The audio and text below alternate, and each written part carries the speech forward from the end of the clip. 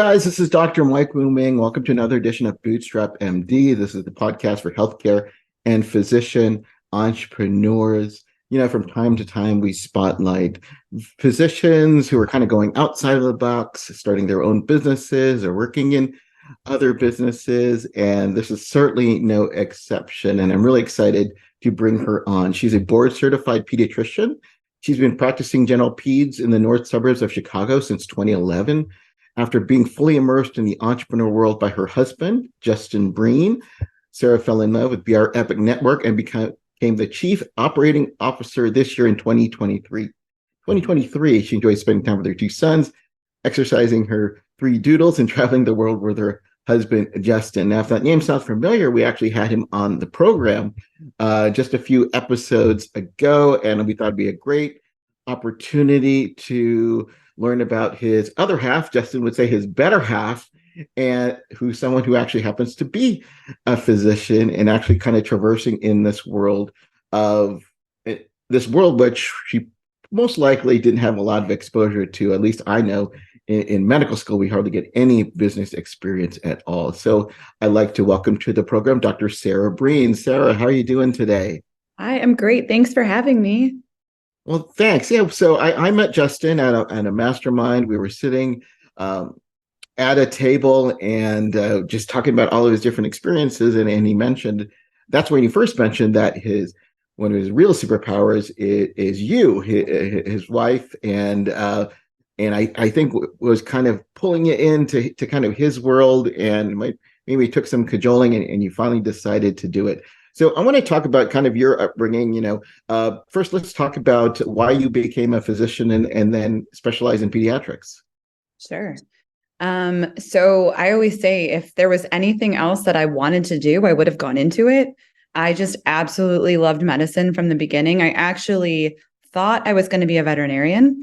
So from 7th grade on, I did a lot of volunteering with different pet hospitals and different sizes of animals because, you have to get everything in so that looks good on your resume. President of the Pre-Vet Society at WashU, fully into veterinary medicine. And when I started to apply, I second guessed myself. I shadowed a family friend who was an ER physician, and I absolutely loved it. And I felt like I was doing the veterinary stuff because I had to. And I really enjoyed shadowing for humans. So completely changed my mind, went to medical school, kept an open mind until rotations, but, veterinary medicine, pediatrics has some similarities. So not fully surprising to anyone, I fell in love with pediatrics, general peds, and never second guessed myself. Love the choice I made. I love animals, obviously. I have 3 dogs now, but I am really, really happy and have been in pediatrics. So tell me about your pediatric practice. How is it organized? How does it work? Sure. So I'm still lucky enough to be in a private practice. We are not owned by anyone. We are just associated with 2 different hospitals. So I think that makes a big difference in some of the choices that we'll probably talk about later. It is a bigger group as well. So there are about 10 of us right now. So we have 2 different locations, and I started I started full-time right out of residency. I worked 10 years of full-time, dropped to part-time during COVID, and dropped more part-time as I started to work in my husband's business. So I work 2 days a week now in the office, and then I split call and rounding with my partners. So let's talk about your journey from clinical duties to non-clinical duties, your current work with your husband. Tell me first, how did that start? When did he first kind of mention it to you, or did you mention it to him? How did that all begin? That is a great question. So we were at a couples connection weekend for one of his mastermind groups. It's the 3rd time we've been. And every time that I've been to it, I couldn't put a name to it, but I had trouble transitioning from that meeting back to what I call normal life. As I was sitting there this time, it truly was a snap decision. I'm sitting in a room of entrepreneurs, and some of them working with their spouses, some of them without. And for those of you who did listen to my husband's podcast and have already figured out in the first 5 seconds, we are very different, especially at communication. And I've always known, of course, that we're very different, but I realized that my weaknesses are his strengths and my strengths are his weaknesses. And so I thought, wait a minute, I could probably help you communication wise, and, we could do something together. And so it was 100% my idea. Neither of us ever had thought about it before. I grew up, you go to college, you go to med school, you get a job, and that's how you're going to be until you retire. So it never even occurred to me that there was not a straight line path, because that has always been my mentality, is just go. I think a lot of us just go. And it just took off from there. So I decided to work with him. He has 2 companies. This is his second business that was not off the ground. They had 2 visionaries trying to figure out how to run this, but nobody to actually do it. And so I was able to start it and do it. So for those physicians who are listening to it right now, and I've tried to explain the difference between a conference where you're getting CME that you're going to versus a conference of entrepreneurs. Can you kind of set the stage of like what to expect? Because I've explained it a few times, but for those who haven't been to a conference that didn't require you to get continuous medical education credits, how different are they? I mean, entirely. So the goal of this is to almost use business-like strategies to determine your future. So you talk about your 1-year plan, your 5-year plan, your 10-year plan, and it's both as a couple, as in business, your family, different goals you have, setting goals for yourself. It's all about inner work. And a lot of it are things that I find the most fascinating are the things that I'm bad at. I'm not good at future planning. Neither of us are. So to set a 1, a 5, and a 10-year goal was very hard for us, and something we've never done, which is great for us. There's a lot more communication that goes on. So they have you do this, and then you break into groups and you talk about it with other people. And I have to say that those other people are the reason my life changed. I talked to another couple, and I was talking about, a goal of a new house or a bigger kitchen or, that kind of thing. And this, one of the entrepreneurs, he looked at me and he said, Sarah, he said, I know your husband and I know what he's going to do in this world. I think you need to think bigger than what you're thinking right now. And that has stuck with me. And it made me see a bigger future than what I've been thinking. It's just not how I think at all. So it's people who are just so completely, different and helpful in their own ways. And they look at things from the outside and help you. It has nothing to do with sitting there listening to someone talk about, it's all about the connections, really. As a doctor, I wasn't used to asking for help, especially when it came to subjects outside of medicine. But then I found physiciancoaches.com. In an instant, I found hundreds of experts to help me in all aspects of life. On areas I was afraid to ask: dealing with burnout, starting a side gig, money management, even help with my marriage. And the best part? Nearly all experts are physicians themselves. After reading their profile and a quick chat, I knew I found the right mentor for me. At physiciancoaches.com, help from professional colleagues is just a click away.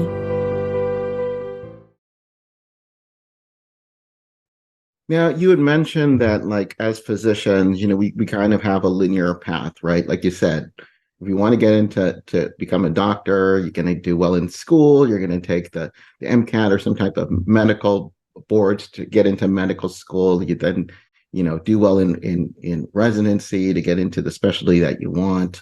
So it's kind of dictated.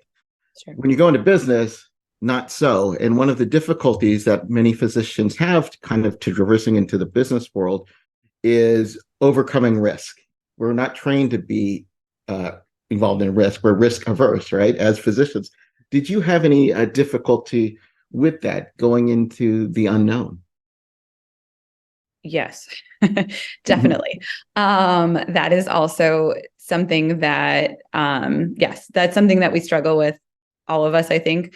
Part of the reason I was able to, one, is because Justin is very much a risk taker that has helped me take a little bit more risk, for sure. He's helped me, mentally take a little bit more risk.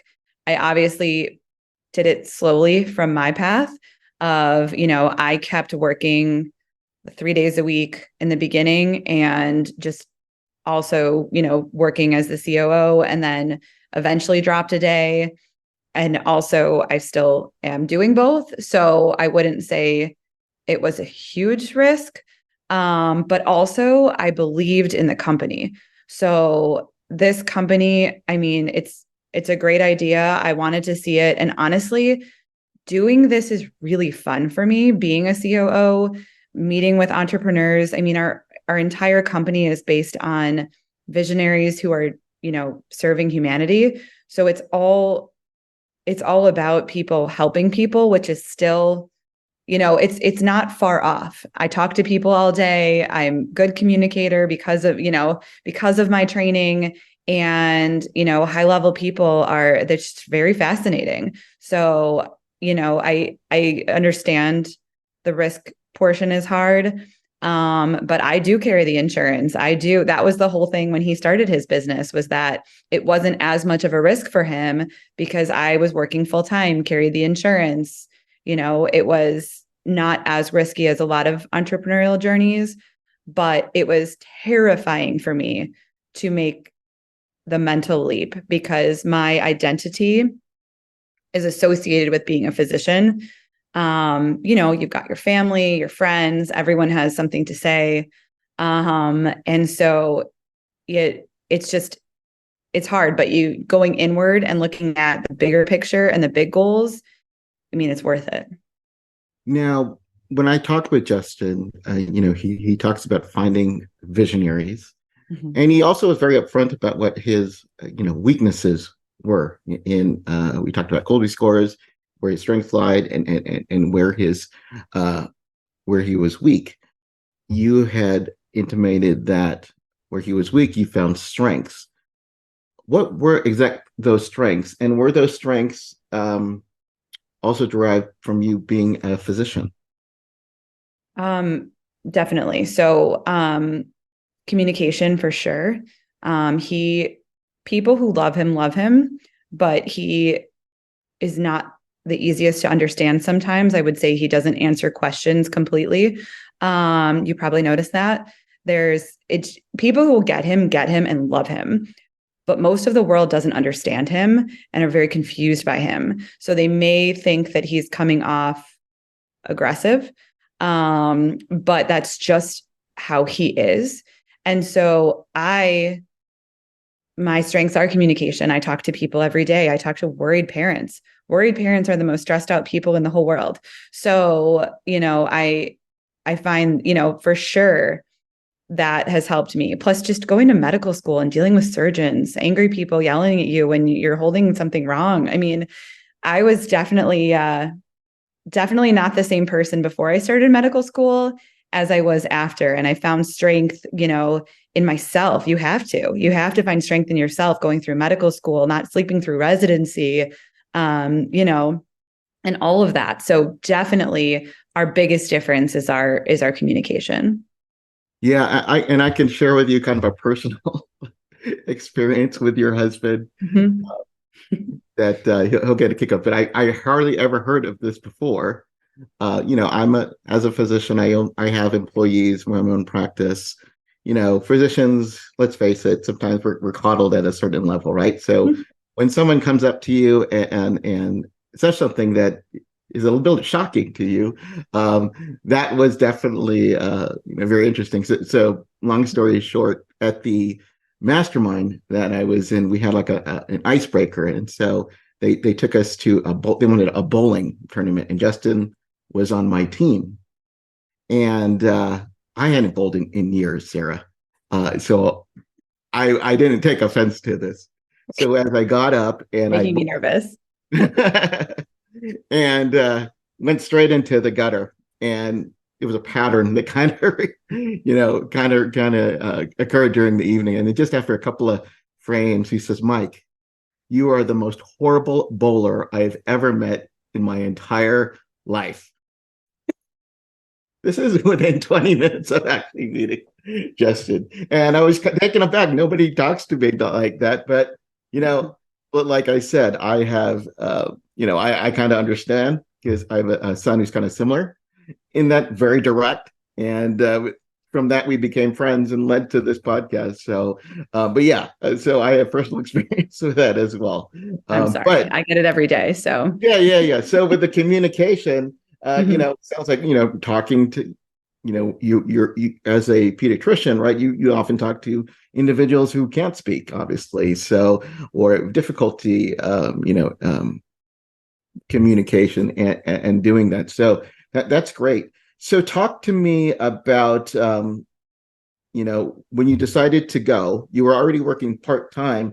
Was that a gradual transition? Did you have to talk to your current colleagues about what you're trying to do, or is this kind of, you're doing it on your own? How does that work? Because that's often a big topic of discussion for physicians who want to do something outside of their norm. Yeah, and I'm not very good at confrontation or dealing with things like that. So I definitely, again, had to go inward and say, you know what, this is about me. And I want to be 100% honest, because also Justin is a big social media person. So I don't want there ever to be anything where it comes back that I wasn't honest, or, and it is what it is. So yeah, I went in early being, school physical season is the summer. So the summer is very busy. I have built up over 12 years at this practice a good patient population. I mean, I love, I have a lot of patients. So my boss wasn't thrilled that I was cutting back. But I said, listen, I have 2 kids who are in elementary school, who are in sports, who are, busy too. I want to be around for them. I'm also, right now helping Justin start this company. And I need to drop a day. So I just went in with, quick, easy facts. And, and I also gave him time. I said, listen, I know the summer's busy. I'm fully booked. I get that. I will not drop until August when the kids go back to school, so that I don't want to mess things up here either. So it was timing too. We had just hired 2 new physicians, so that was a win. And I said, if you want me to leave earlier so they can fill up, that's fine too. That was a hard no. So, so it's been fine. I mean, again, because we split call and rounding evenly, I don't think, it doesn't really impact people too much that way. My patients, unfortunately, it does. They have a harder time getting in with me. But I really still love doing both for now. So, obviously both parties would like me to do one, but it's really not up to them. So as much as, I'm happy doing both. I'm happy. Like I said, I love being the COO of the company. I absolutely love it. I love working from home. I love talking to people all day. But I also still really enjoy going to work, and, I love my staff and I love my patients. So for now, I'm happy doing both. So you've got your job as a pediatrician, your job heading up this company, and obviously your wife and mom.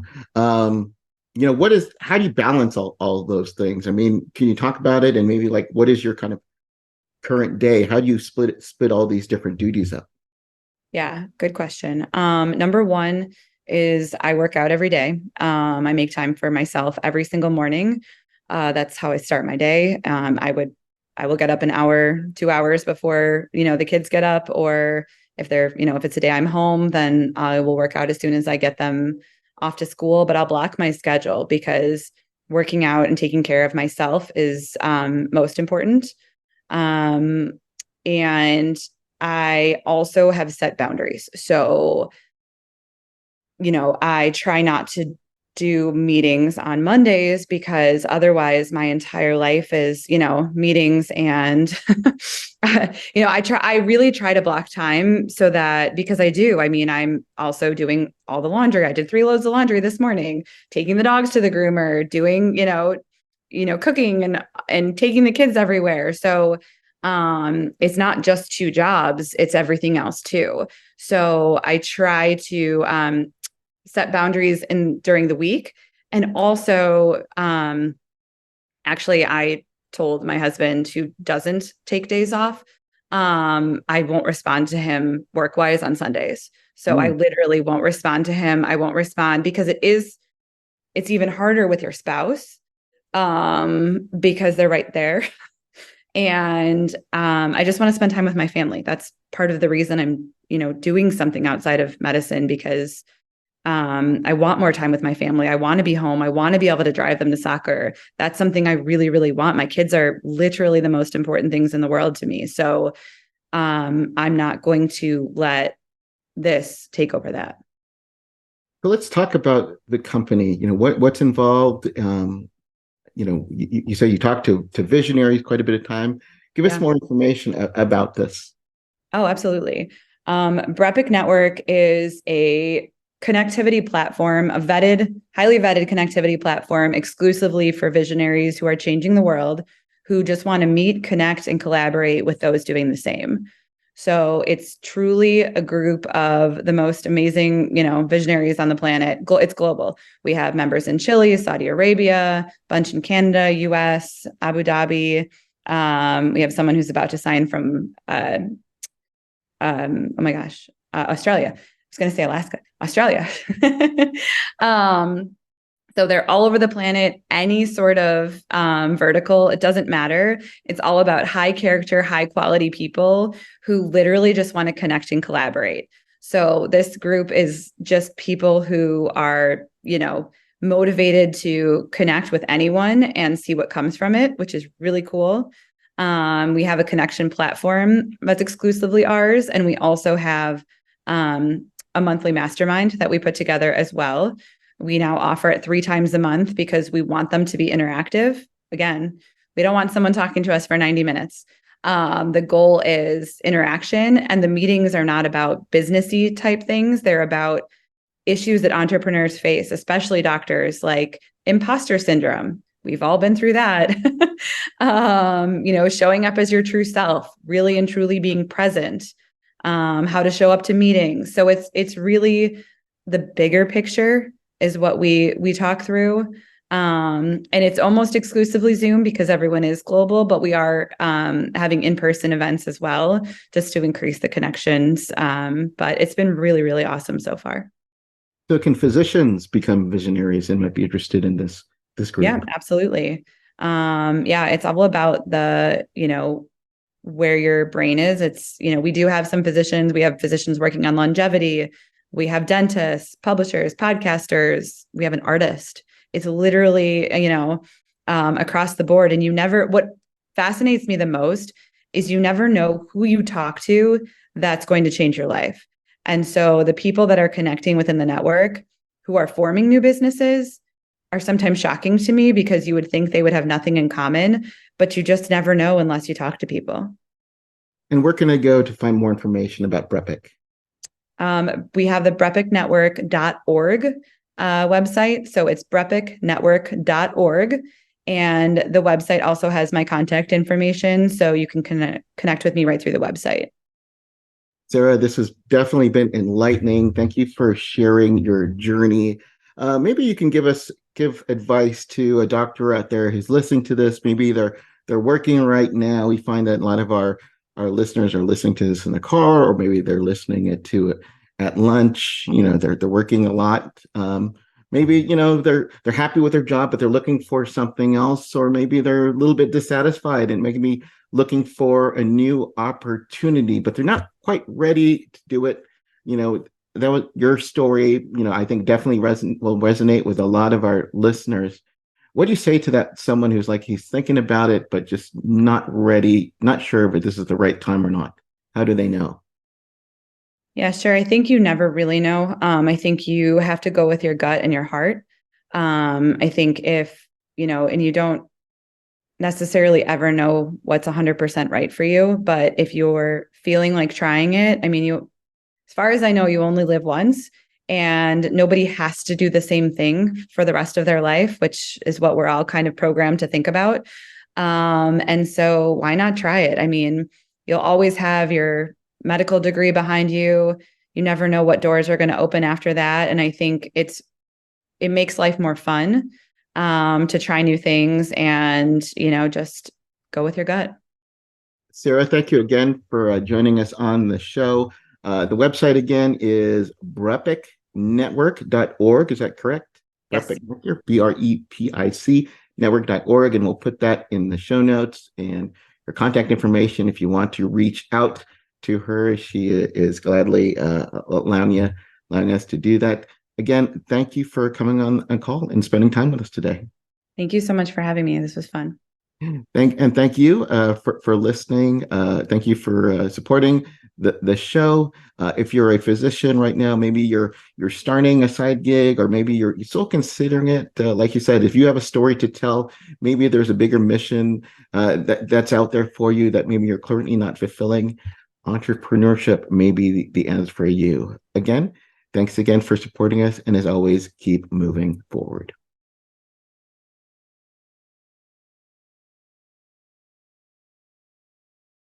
Oh.